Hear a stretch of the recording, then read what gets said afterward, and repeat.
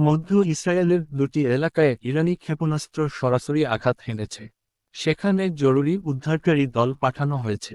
তবে এখন পর্যন্ত কোনো হতাহতের খবর পাওয়া যায়নি।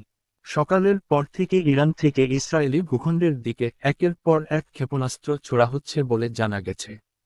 উপকূলীয় এলাকা তেল আভিভ ও হাইফা সবচেয়ে বেশি প্রভাবিত হয়েছে। এসব এলাকায় বারবার সাইরেন বাজানো হয়েছে এবং সতর্ক জারি করা হয়েছে। এর আগে উত্তর ইসরায়েলের একটি নয়তলা ভবনে ক্ষেপণাস্ত্র আঘাত হানে। এতে একজন ব্যক্তি আহত হয়েছেন বলে জানিয়েছে স্থানীয় গণমাধ্যম। মধ্য ইসরায়েলের দুটি এলাকায় ইরানি ক্ষেপণাস্ত্র সরাসরি আঘাত হেনেছে। সেখানে জরুরি উদ্ধারকারী দল পাঠানো হয়েছে। তবে এখন পর্যন্ত কোনো হতাহতের খবর পাওয়া যায়নি। সকালের পর থেকে ইরান থেকে ইসরায়েলি ভূখণ্ডের দিকে একের পর এক ক্ষেপণাস্ত্র ছোড়া হচ্ছে বলে জানা গেছে। উপকূলীয় এলাকা তেল আভিভ ও হাইফা সবচেয়ে বেশি প্রভাবিত হয়েছে। এসব এলাকায়